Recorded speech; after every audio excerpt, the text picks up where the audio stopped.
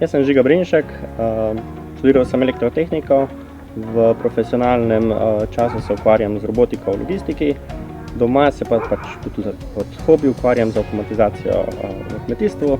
Torej, moji projekti izgledajo tako nekako, tamle vidimo zadaj rastlinjak, to je neki termometri, motorji, eno, drugo, tretjo, ki jih avtomatiziram, zato da nam ni treba ročno odpirati in zapirati vsak dan rastlinjaka.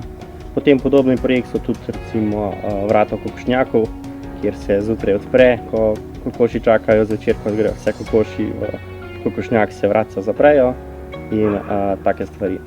Zdaj, vse te moji projekti, v bistvu najtežje je, kako to zintegrirati z uporabniki, ker te uporabniki niso toliko vešči te tehnologije kot jaz. Pri meni so to starša, mami, oči, ki mi je treba vse povedati, tukaj imaš stikal za to, tukaj imaš stikal za to. Recimo na telefonu pa lahko tudi večino stvari od recimo z dopusta pogledata, kakšno je stanje v rastlinjaku. Precej stvari imate tudi pod kameram, tako da lahko moje projekte v bistvu nadaljavo gledata in pa dajte pokličeta, glejta, tamle pa moč kaj spremeniti.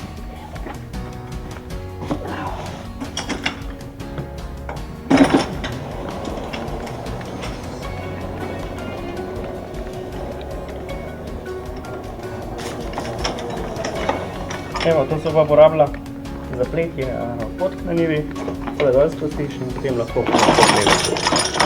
Tukaj je potka in se lepo vpleve. Zdaj, priložnosti za razvoj takole v kmetijstvu je zelo veliko. Od nekih enostavnih loput za zrak, rolet na rastlinjaku, ogrevanih napajalnikov za teleta. Kar je bistvo, je, da se začne z nekim majhnim, nek enostaven senzorček poveže z nekim enostavnim motorjem in potem to skupaj se lahko sestavi v neke večje sisteme, se danes lahko vse na telefonu pogleda, oddaljavo in tukaj je ogromen potenciala. Začne se z malim, z neko loputco, z nekim motorčkom in to se lahko ugradi v večje sisteme. Ni pa tudi danes neki problem to skupaj povezati in lepo se dela. In smo vsi veseli in zadovoljni. Evo, moje sporočilo bi bilo, da nobena služba ni treba, da je striktno tisti del. Kmetijstvo ni treba, da je samo striktno traktor, njiva in polje, ampak zmeraj se lahko to povezuje z drugimi. Z računalništvom, z energetiko, z farmacijo in z bilo čem. Tako da bistveno je po moje danes ta interdisciplinarno se znamo povezati, kmetijstvo z neko avtomatizacijo, z nečim naprej in tako da lahko skupaj sodelujemo in tudi nekdo, ki zna na nekem področju, lahko sodeluje z nekom drugim in tukaj naredimo neko dodano vrednost.